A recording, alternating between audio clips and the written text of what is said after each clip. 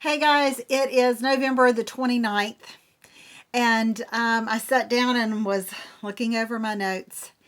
Not looking over my notes, looking over the scripture for today, and kind of reading back from the scripture. And verse 14, which is our key scripture, just jumps out in a different way. But thank God, He has made us His captives. In other words, He's taken us prisoner. We are His. We have been bought with a price.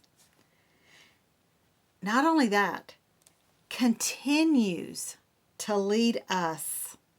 So He's taken us captive. He leads us, continually leads us. But He leads us, did you notice this? In triumphal procession. Triumphal is a triumphal procession is a procession that comes after victory, like someone's just won the Super Bowl or they've won the World Series. Those teams, they go back to their towns and they have a parade, and the team gets to be led by maybe the mayor or the governor or some official, and they are led in triumphant procession because they're victors. They're winners. They won the ultimate prize.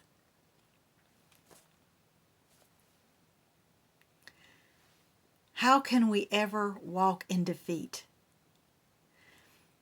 How is it that we can ever hang our head low when we are being led in a triumphant procession by Christ Himself? Wow. Okay, so we're used by God in this triumphant procession because people see us, but Scripture says that and I loved the King James in this, the New King James.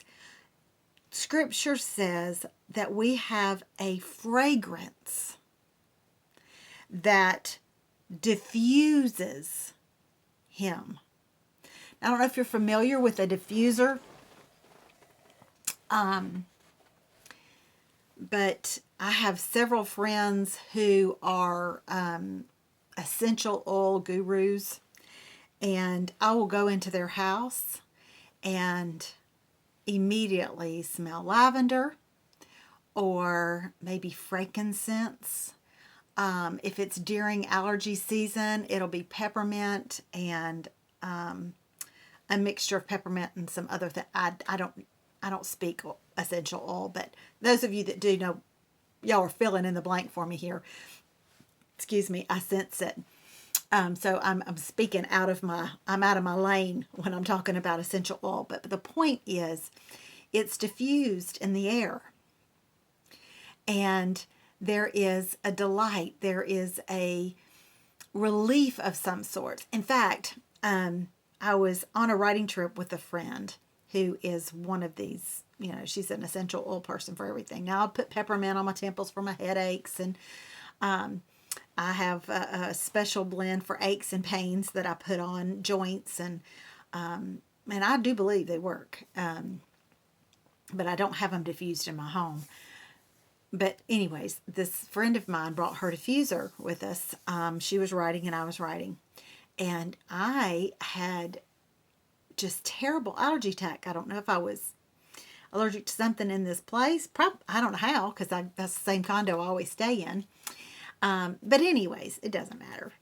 She put in this little concoction, I call it her voodoo potion, in the diffuser. And I promise you, within 30 minutes, I was cleared up. And she's so sweet. She has had a diffuser at home. She left it with me, with her oils, so that when she went home, I was staying, I would have relief. Scripture tells us that that we are diffusers. We are the fragrance. We diffuse the fragrance of his knowledge in every place that we go. And it may be a scriptural knowledge that we can share with someone, but that's not what I'm sensing this means. People are going to know Christ by our fragrance. So what kind of fragrance am I putting out? Am I a sourpuss? Am I bitter? Am I angry? Am I resentful? Am I in turmoil and dissatisfied with my own life? So I'm just going to be a complainer and a rude person when I'm out in the marketplace because I'm not happy. Nobody's going to be happy. What am I diffusing? Do you see what I'm saying here? I know I can tell a person. Not all the time. But I do have a sense. I can walk around in a store and I know whether a person is saved or not, or knows Christ. And I compliment them on that. I say something to them. You know Jesus, don't you? Oh, yes, I do. You've loved him for a long time, haven't you? Oh, yes, I have.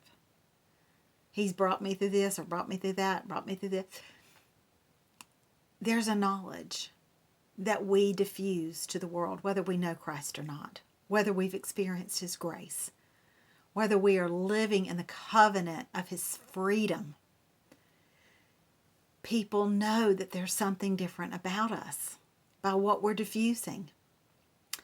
And we can be used by God to draw someone to him through our knowledge of him, or we can be used by this world and repel people and them go, I don't want to be anything like her. I've been around people in church, y'all.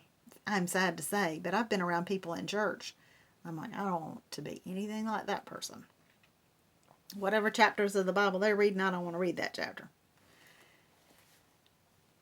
If you love Jesus, tell your face. If you love Jesus, tell your body language. Because we are diffusing something. Scripture says here we're diffusing death and doom, or light and life. And the thing about it is we don't know we don't know who needs the life and the light. We don't know that. We don't know when we go in. We can irritate somebody's spirit. Oh yeah, we can. With our diffusing, we can irritate somebody's spirit. There are some essential oils that are really, really strong, and they are just too strong for me, and they annoy me. And I pray that I am diffusing the knowledge of Jesus to the point where I annoy somebody. And they want to know about him.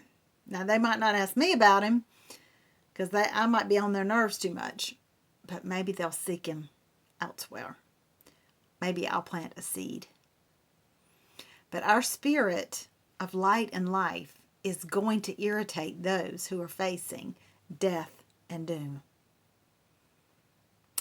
And it's an irritating spirit. And we might stir up some stuff in somebody, but we hope we stir up something to the point where they're wanting more of what we have. And they ask us about it.